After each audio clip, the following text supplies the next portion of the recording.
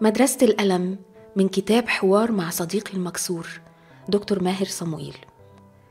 آلام المؤمنين أمر صعب على الله، لأنه كأب محب وحنين في كل ضيقنا بيتضايق، والرب يسوع نفسه اتقال عنه إنه رجل أوجاع وخبير في الأحزان، يعرف كويس قسوة الألم.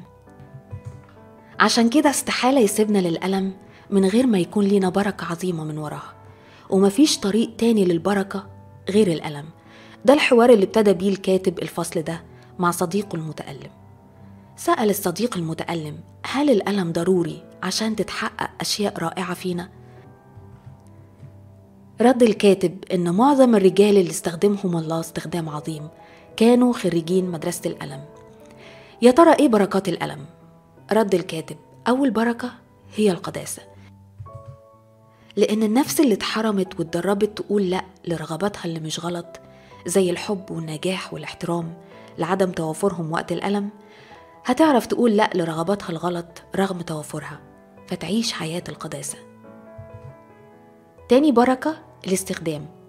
فيوسف ما مرش بالألم بس عشان ينتصر على الخطية، لكن كان الرب بيعده عشان ينقذ حياة شعوب وهو في 30 من عمره، وما كانش ممكن يوسف يبقى قادر على المهمة دي من غير إعداد وتأهيل في مدرسة الألم. وهنا قال الصديق المتألم إن كتير من المؤمنين هيستكتروا الألم في سبيل الاستخدام. رد الكاتب إن مفيش أمر يستحق إننا نستغل حياتنا فيه على الأرض أفضل من إننا نخدم الرب، ومفيش أجمل من حياة شخص يتقال عنه بعد انتقاله إنه كان نافع للسيد.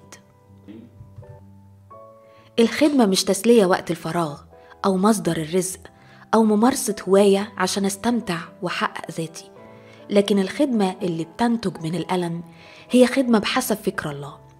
هي إنك تكون قريب من قلب الرب وفكره، تقف في محضره وتسمع كلامه وتخرج معاه عشان تعمل مشيئته، إنك تفرح قلبه بتاعتك ليه وتفرح بإنجازك للي بيطلبه منك. هو ده اللي بيدي قيمة للحياة، وهي دي الحياة اللي تستحق تتعاش. وقتها مش هتستكتر الألم كمدرسة تتخرج منها نافع للسيد. وسأل الصديق المتألم: مش الألم ممكن يسبب الخوف من الخدمة والاستخدام لمؤمنين كتير؟ رد الكاتب وقال إن نفوسنا مش أكتر غلاوة علينا من غلاوتها على ربنا، والخوف ده شك في صلاح وحب الرب. وقال الكاتب: إزاي أخاف على نفسي وأنا بين إيدين إلهي المحب اللي بذل نفسه على الصليب عشاني وهو حي في السماء لأجلي؟ إزاي أخاف والله جالس على العرش بتخضع كل الأشياء ليه؟ إزاي أخاف والله كلي الصلاح والأمانة هو يعرف طاقة احتمالنا؟ ولما بيسمح بالألم بيعرف إيه نوع الألم اللي نحتاجه ووقته، فكل حاجة عنده بحساب. وكل ما أفهم واختبر محبة ربنا ليا هحبه أكتر وهبذل نفسي لأجله ومش هخاف من الألم. وقال الكاتب إن الله بيستخدم كل مؤمن في مكانه. فالزوجة المؤمنة اللي بترعى أسرتها وبتربي ولادها عشان يكونوا ملك للمسيح ويخدموا الرب، والطبيب اللي بيعالج المرضى بإخلاص وبيقدم المسيح في سلوكه، والعامل الأمين اللي بيتعب في عمله وبيكون صورة ليسوع، ورجل الأعمال اللي بيكسب ويساعد في الخدمة من فلوسه، والشخص اللي بيسوق العربية عشان يوصل كبار السن والمرضى للكنيسة، والشخص المدبر اللي بيدبر أمور الخدمة من ترتيب المكان ونظافته، والشخص الراعي اللي بيحب ويهتم ويسأل على أخواته، كلها صور من الاستخدام الإلهي. وهنا سأل الصديق المتألم: يا ترى إيه تاني من بركات الألم؟ رد الكاتب إن بركة من بركات مدرسة الألم إنها بتعمق علاقتي مع الله. فكتير من المؤمنين عاشوا مكتفين بعلاقة سطحية مع الله بسبب هموم الحياة ومشاغلها، ما بقاش عندهم الوقت عشان يدخلوا للعمق في علاقتهم بربنا، إلى أن سمح الله المحب بالألم فرموا نفوسهم في حضنه، وبعد ما حسوا بجمال القرب من الله ما قدروش يبعدوا تاني حتى بعد ما انتهى الألم.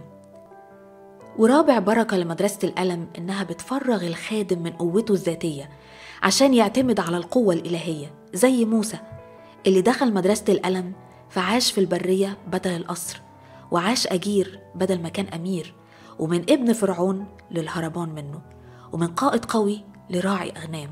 عاش 40 سنة في مدرسة الألم فيها فرغوا الله من قوته، ولما دعاها الله أعلن عن عجزه وضعفه وعدم كفايته للمهمة، وما تبقاش ليه غير إنه يتكل على قوة الله. الله يقدر ينجز كل أعماله بالاستغناء عننا وعن خدمتنا، لكن في نعمته ومحبته شاركنا في أفكاره وأعماله، لكن مش لكفاءة فينا، فخدمته مش هتتعمل غير بقوته وحكمته، فيعود كل المجد ليه. وقال الكاتب إن خضوع الخادم لربنا وانتظاره الكلمة من سيده عشان ينفذها من أعظم بركات مدرسة الألم، لأنك كخادم للرب لو عملت إرادة نفسك يبقى أنت خادم نفسك، ولو عملت إرادة الناس يبقى أنت خادم للناس، لكن لو عملت إرادة الله يبقى أنت خادم لله. زي يعقوب اللي كان دايما بيتسند على ذكائه ومكره وحيله، ولكن لما دخل مدرسة الألم وصارع الله فأخد منه الله اتكاله على نفسه وفرغه من ثقته بجسده وقوته، وتعلم الخضوع وتغير اسمه لإسرائيل، وهنا أخد البركة. ونصح الكاتب: إذا كنت من تلاميذ مدرسة الألم اقبل الألم، فرفضه مش هيغير الواقع لكن هيملاك بالمرارة والتذمر.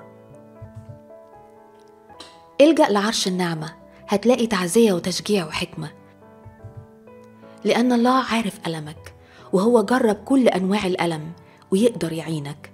ثق في غلاوتك عند إلهك وإنه يعرف طاقتك واحتمالك، وثق في حكمته في تقدير نوع الألم ووقته، وافتكر إنك هتخرج من مدرسة الألم إناء نافع للسيد.